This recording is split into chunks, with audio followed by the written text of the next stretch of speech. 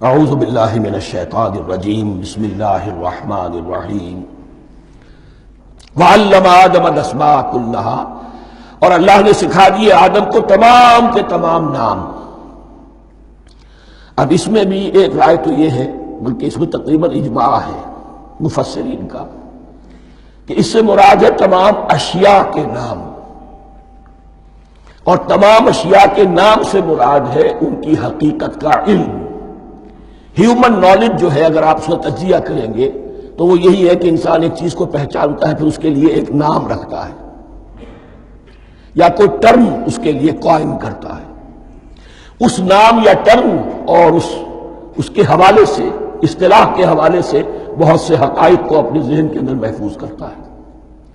تو گویا کہ ان علمہ آدم الاسماء کلہا، تمام نام سکھا دیے کل مادی کائنات کے اندر جو کچھ وجود میں آنے والا تھا، ان سب کی حقیقت سے پوٹینشلی حضرت آدم کو آگاہ کر دیا۔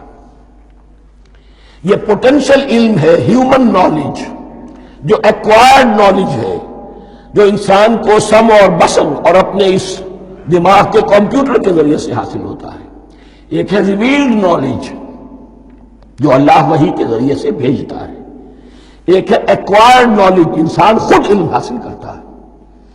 اس نے آنکھوں سے دیکھا، کان سے سنا، نتیجہ نکالا، اور اس کمپیوٹر نے اس کو پروسیس کیا، اس نتیجے کو کہیں میموری کے اندر سٹور کر لیا۔ یہ کمپیوٹر ہے بہت بڑا۔ پھر کچھ اور دیکھا، کچھ اور سنا، کچھ چھو کر معلوم ہوا، کچھ چکھ کر معلوم ہوا، کچھ سونگھ کر معلوم ہوا، کوئی اور نتیجہ نکلا، اسے وہ پاس میموری کے ساتھ اس کو ٹیلی کیا اور نتیجہ نکالا۔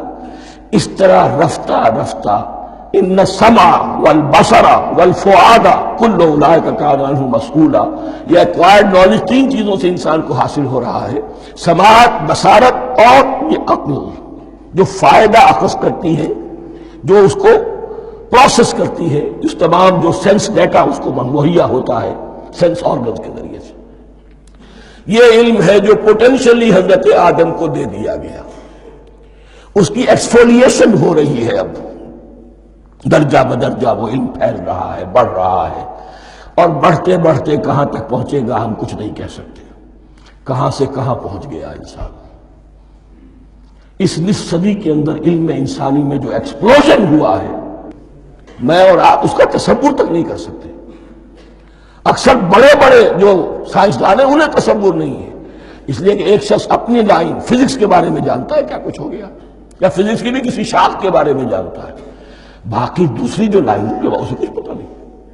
اسپیشلائزیشن کا دور ہے، لہذا جو ایکسپلوژن کہا جائے، دھماکہ ہوا ہے علم کا، اس کا کوئی اندازہ نہیں ہے ہمارے پاس، اور کس تیزی کے ساتھ وہ چیز آگے بڑھ رہی ہے، کس تیزی کے ساتھ ایک چیز آج جو ایجاد ہوئی چند دنوں کے اندر اندر اس کے بعد اس کا نیا کوئی ورژن آ جاتا ہے اور یہ چیز جو آبسولیٹ ہو جاتی ہے۔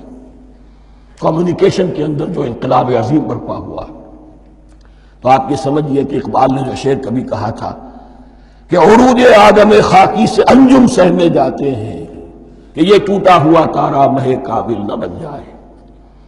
اور یہ مہ کامل بنے گا کب؟ جب دجال کی شکل اختیار کرے گا۔ دجال کون ہوگا؟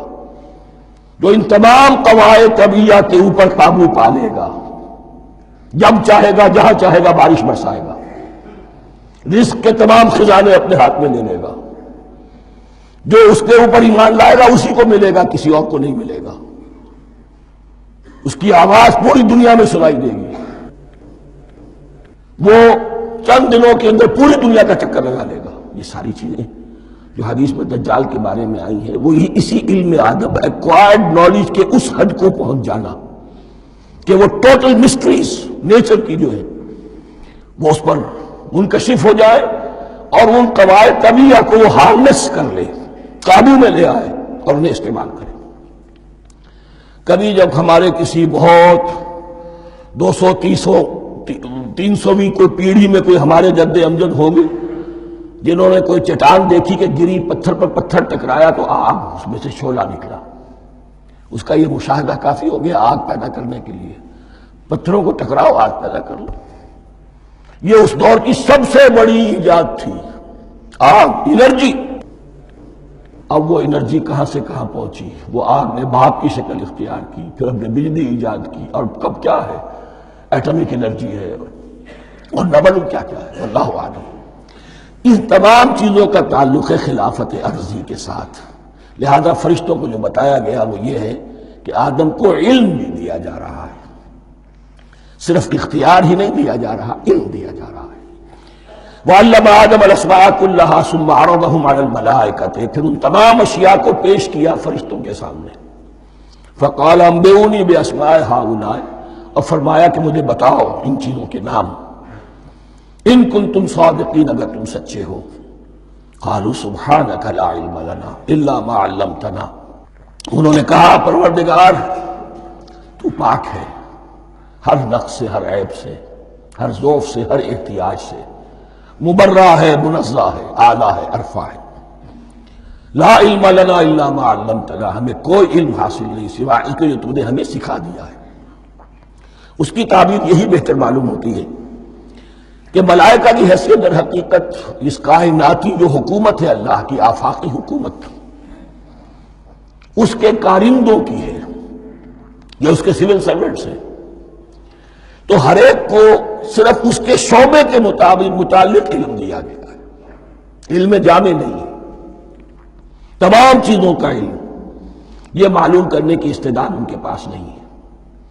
کوئی فرشتہ فرض کیجئے بارش کے اوپر مامور ہے، کوئی پہاڑوں پر مامور ہے، جس کا ذکر سیرت میں آتا ہے کہ جب طائف میں حضور پر پتھراؤ ہوا ہے تو اس کے بعد ایک فرشتہ حاضر ہوا ہے کہ میں ملک الجبال ہوں، اللہ نے مجھے پہاڑوں پر مامور کیا ہوا ہے، آپ اگر فرمائیں تو جن لوگوں نے آپ کو ستایا ہے، یہ جو طائف جن دو پہاڑوں کے درمیان یہ وادی ہے، ان کو آپس میں ٹکرا دو کہ یہ پس کر اور سرما بن جائے۔